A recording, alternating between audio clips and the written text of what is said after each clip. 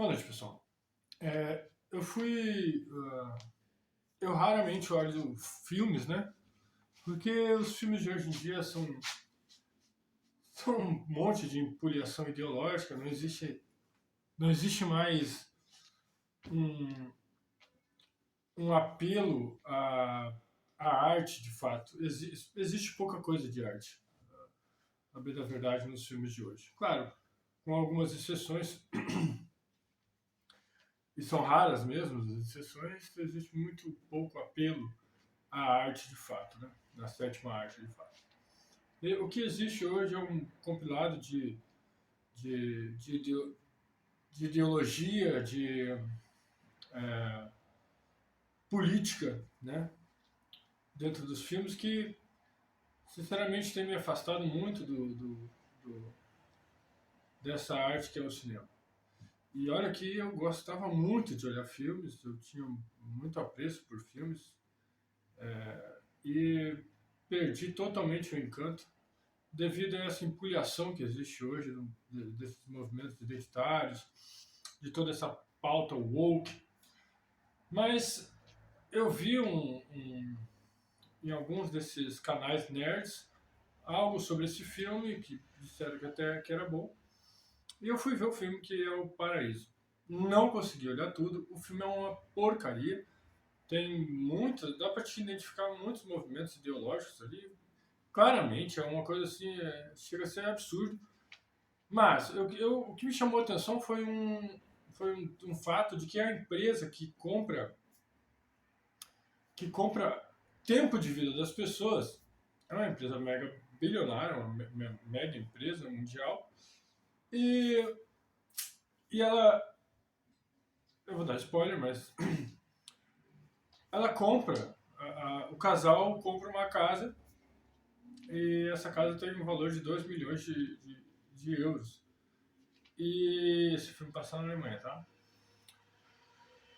E ela, como garantia, ah, oferece anos da vida dela, 40 anos da vida dela. E, por, por uma ocasião do destino, ela deixou uma vela acesa, creio que essas velas de deixar cheiro, né?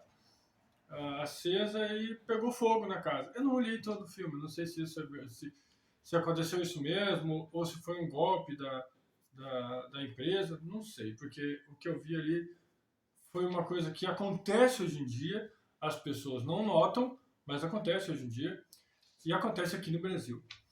E eu queria deixar claro que aquilo que aconteceu ali, que é, ela dá como garantia anos da sua vida para a empresa, no caso para a imobiliária, né, que está vendendo a casa para ela, o banco vai lá e toma a vida dela.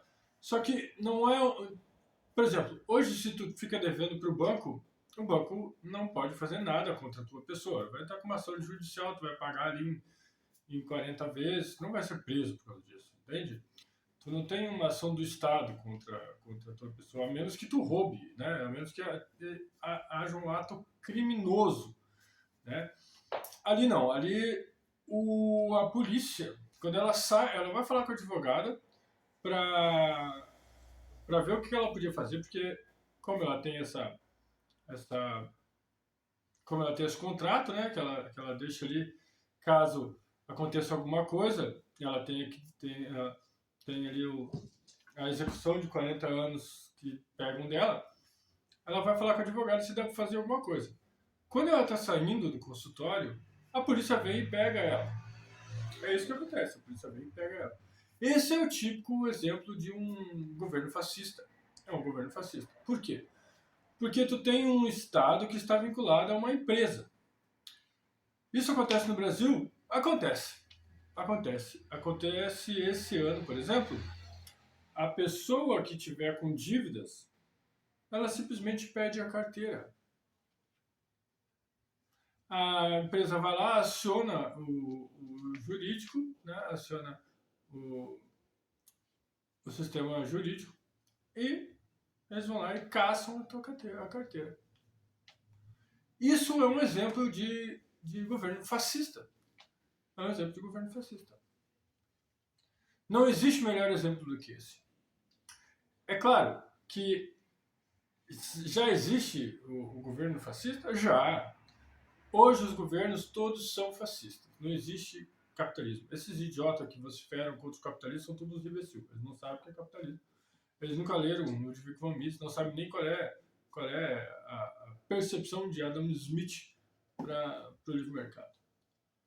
São todos idiotas. Então, o que a gente vê hoje? A gente vê grandes lobbies de grandes empresas tentando minar pequenas empresas. Por exemplo, açougues, vão para mercadinhos, mercados pequenos de bairro, açougues. Quantos deles conseguem sobreviver hoje? Nenhum, porque simplesmente o Estado pegou uma empresa que era a Friboi e encheu eles de subsídios, encheu eles de ajuda. Então, eles eram os amigos do rei na época do PT. E hoje não vai ser diferente. Não vai. Nem na época do Bolsonaro era diferente. Porque algumas empresas vão sempre fazer lobby político. É muito difícil tu conter isso. Só que tu tem uma limitação para a empresa ali não agir contra o cidadão de modo tão agressivo, né? Como este, de simplesmente ir lá e bloquear a tua carteira por uma dívida. Se um cara é um Uber, por exemplo, ou é um taxista, ou necessita da carteira de motorista para trabalhar.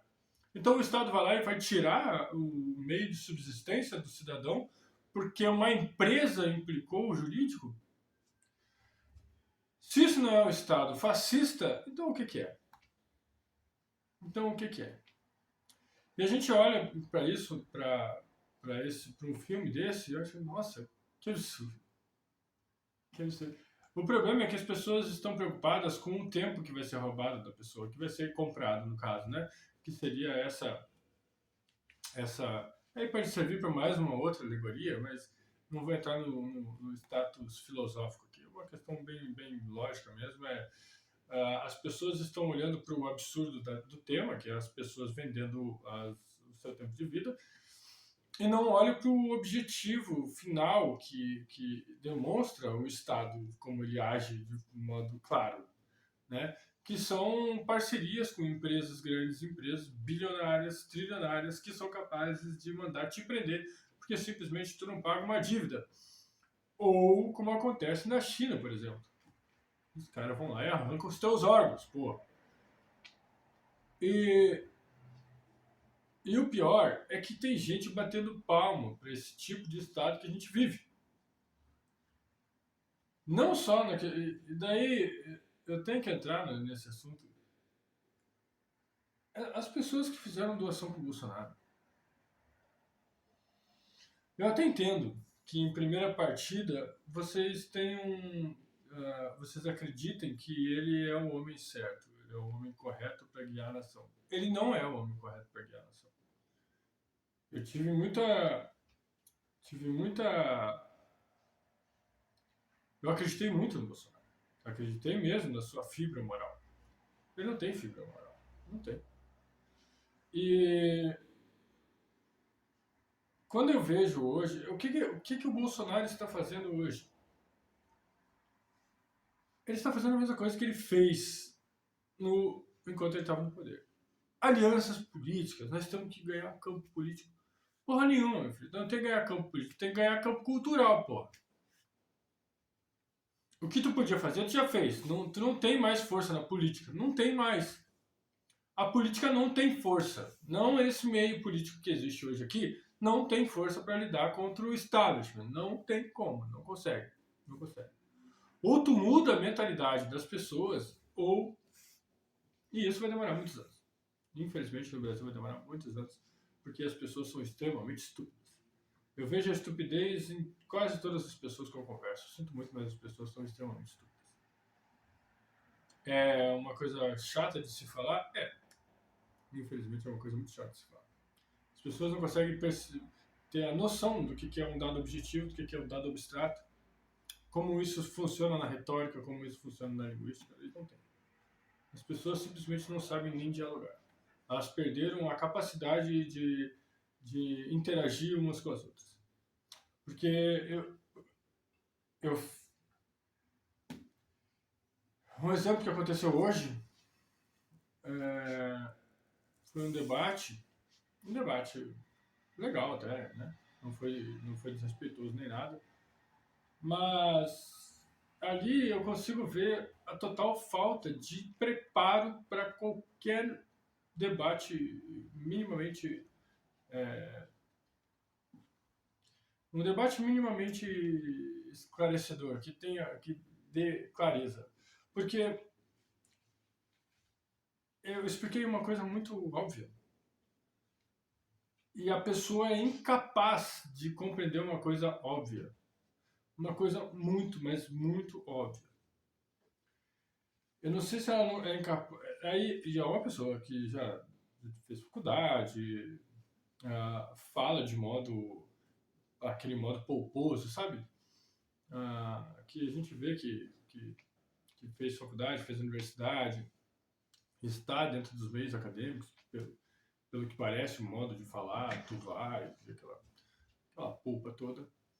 Mas isso só denota a total falta de estrutura intelectual que o brasileiro sofre.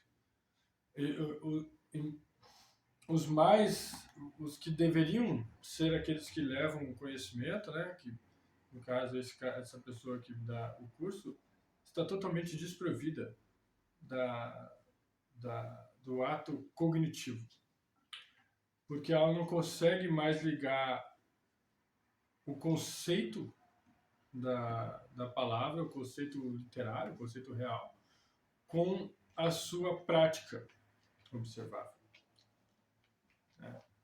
Ela acha que ela pratica aquele conceito, mas aquele conceito é inabarcável para a ação humana.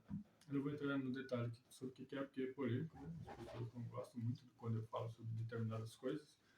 Mas é assim, é uma palavra, é o livre-arbítrio, certo?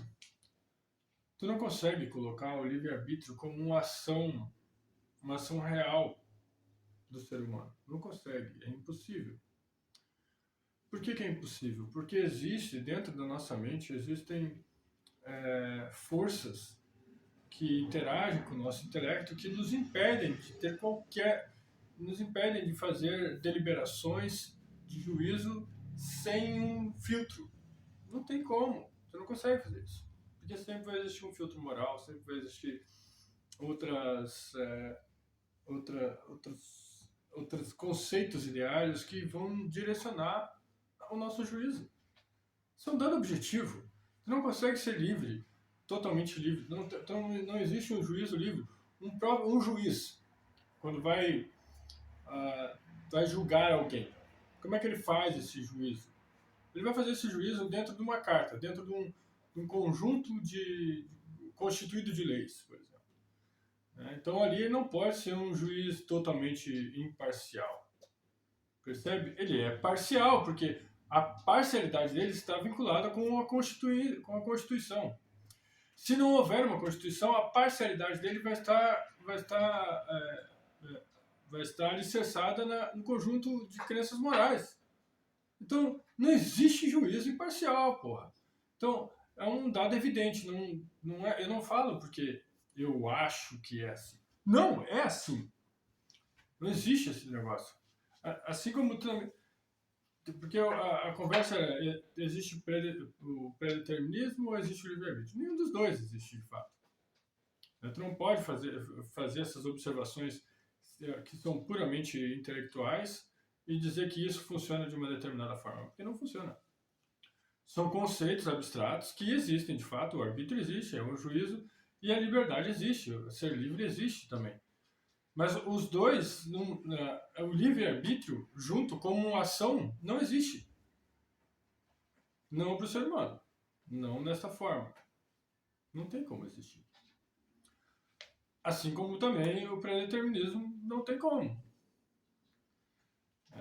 A gente pode entrar em outros conceitos metafísicos, mas não tem como prová-los. Se não tem como prová-los, então é só uma figura de linguagem, ele não é um dado objetivo. Você não consegue fazer com que isso seja um dado objetivo. Então, de fato, ele não existe. Não é uma ação que a gente possa fazer. E essa pessoa defendia que há uma ação que pode ser tomada. Não pode. Não pode por N fatores.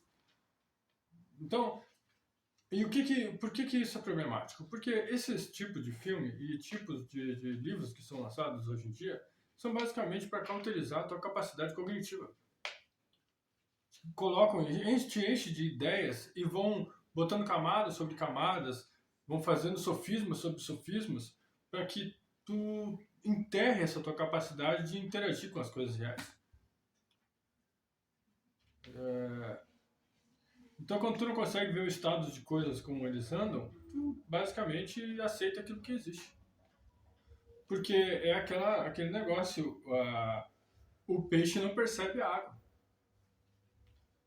Então, se a tua mente está tão cauterizada que tu não possa ver um argumento tão lógico, um argumento lógico, isso é um argumento lógico, sabe? É um argumento muito lógico. Tu tem escolhas adversas tu tem. Só que mesmo essas escolhas são pré-estabelecidas.